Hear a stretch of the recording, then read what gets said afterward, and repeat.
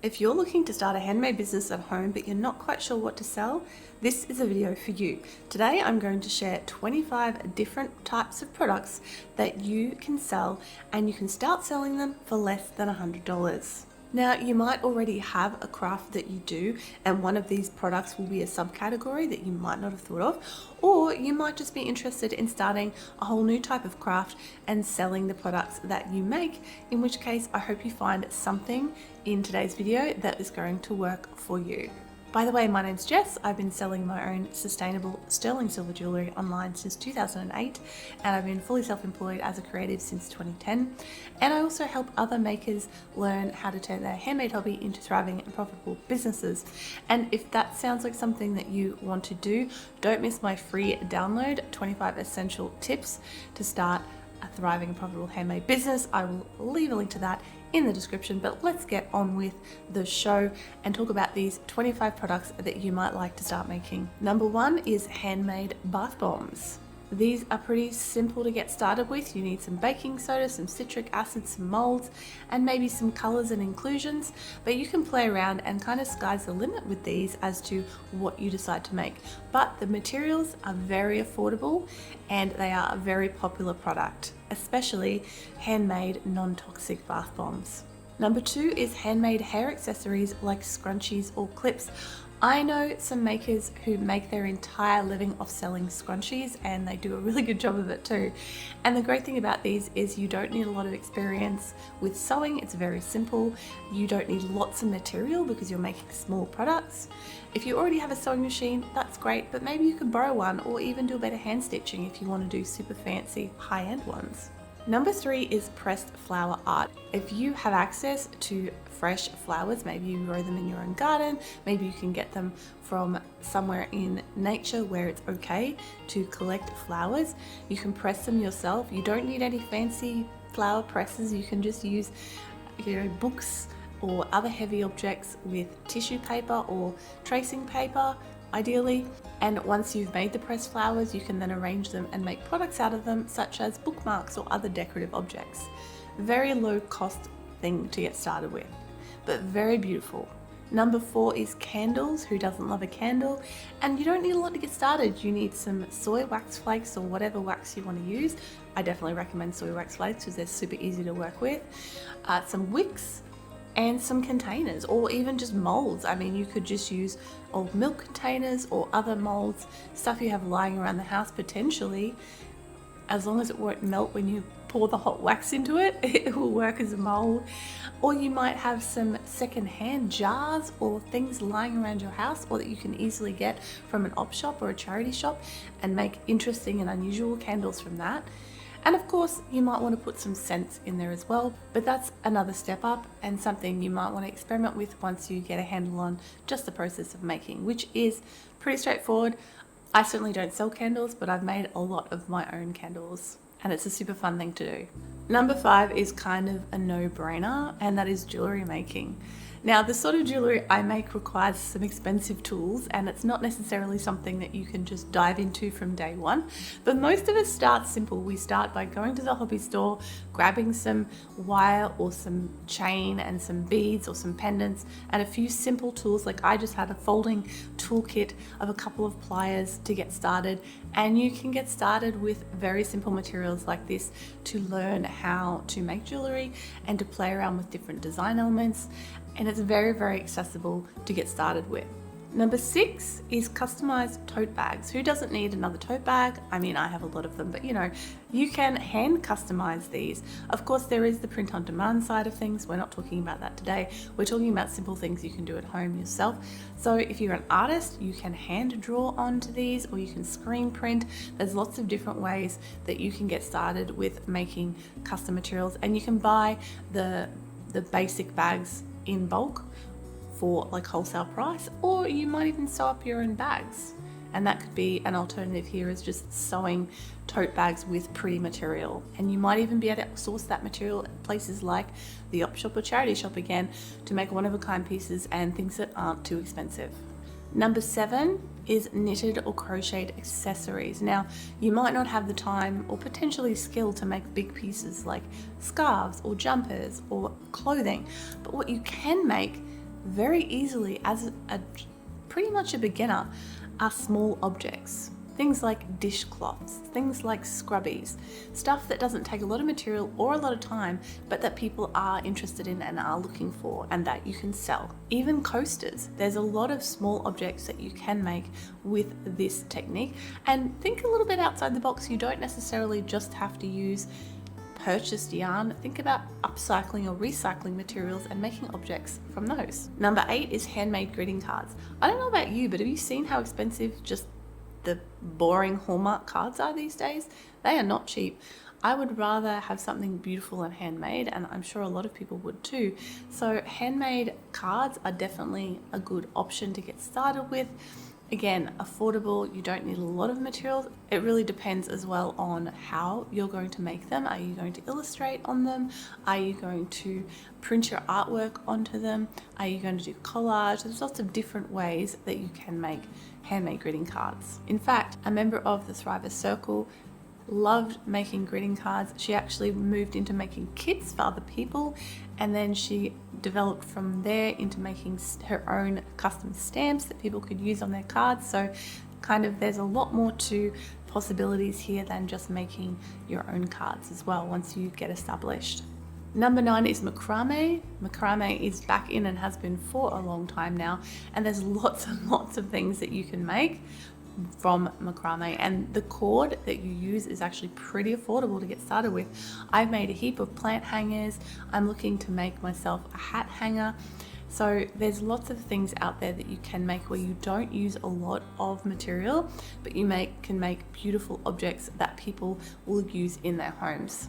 Number 10 is leather keychains. This is a nice one because it's very niche and you only need small amounts of material.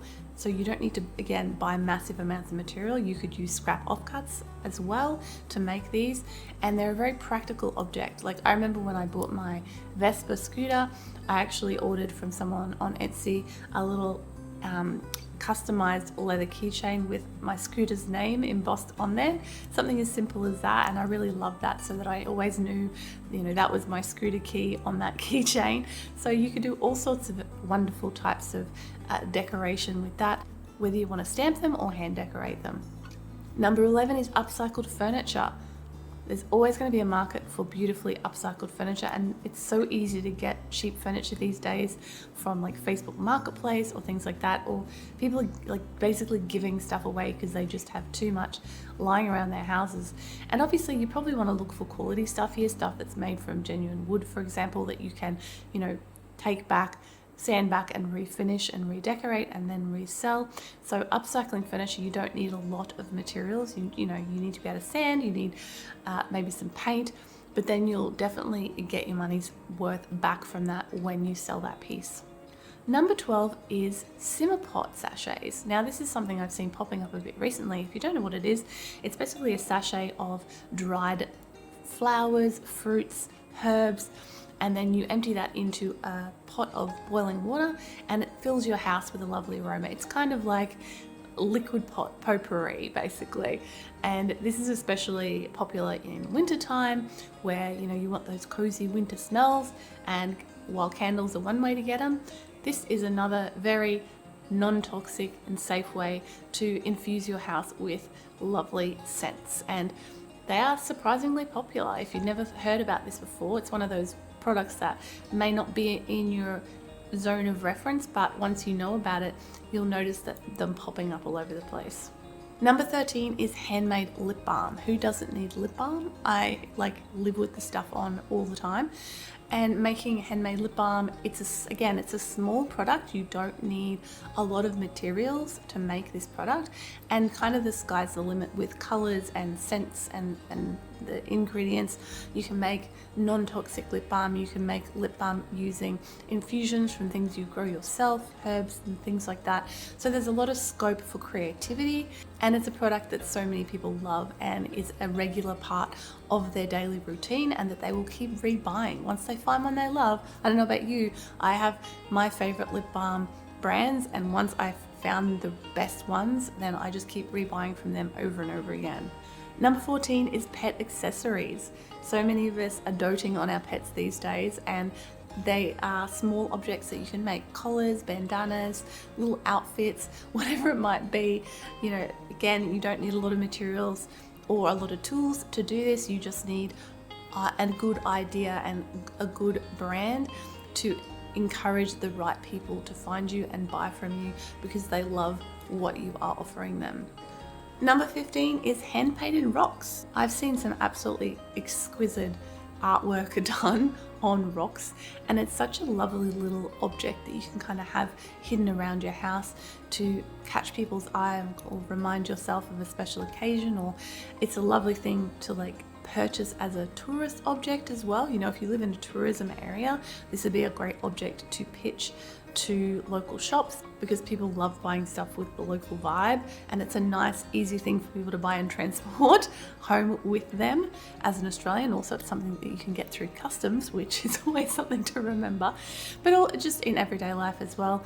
You could kind of, again, the sky's the limit of the sort of designs and creativity that you could have on these little objects of art.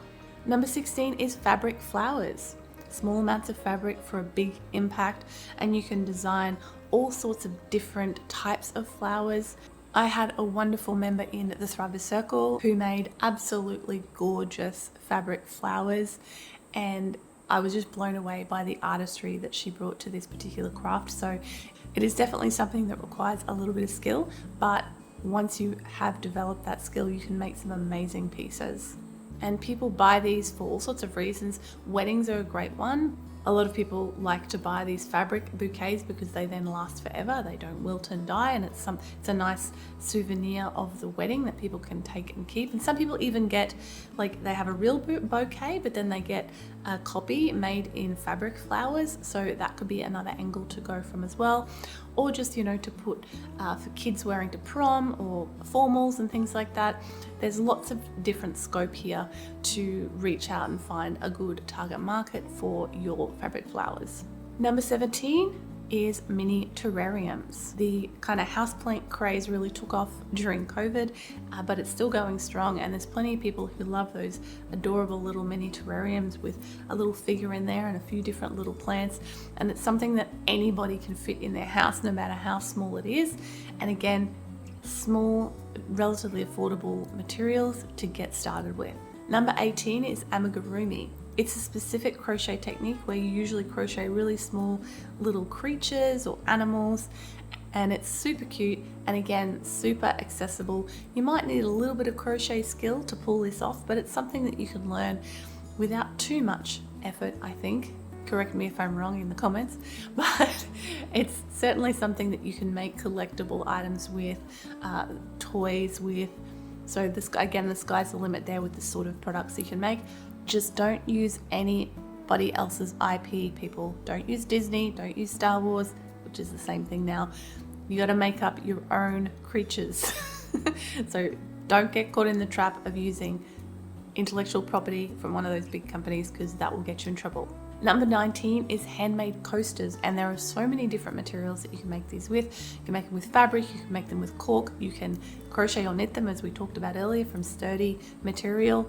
You can make them from ceramics, although please don't, that is my personal bugbear. I hate putting a ceramic mug on a ceramic coaster, but to each their own. Maybe that's just a me thing.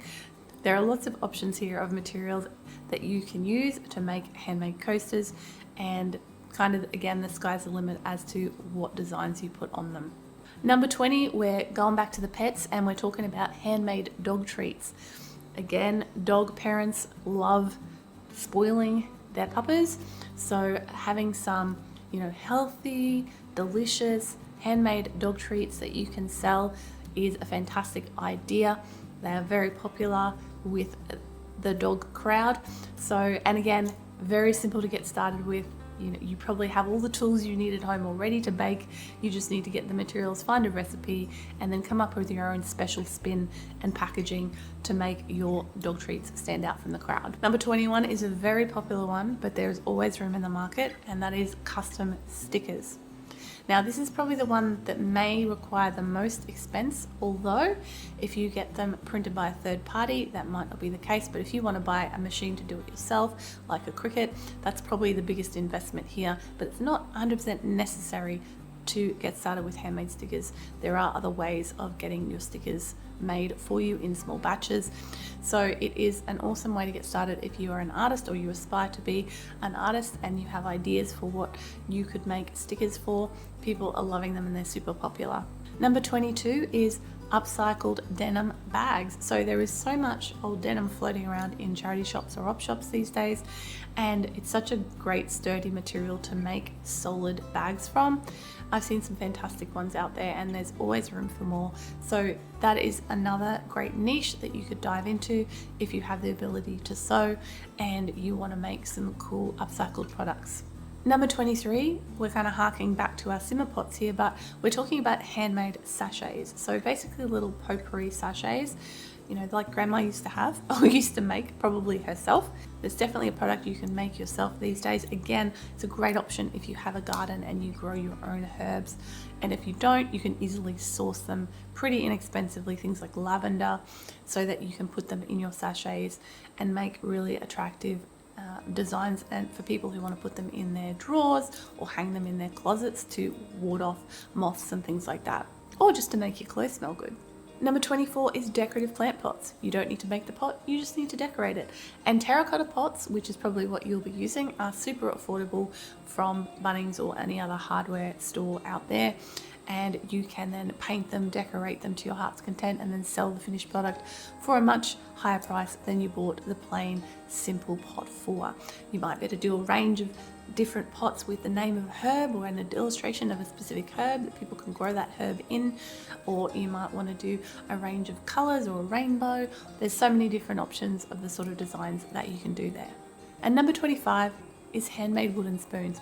I went to a market recently where there were like 4 stalls selling wooden spoons, and they were all different. They were all unique. They all had their own spin on things, different sizes, different woods, different shapes.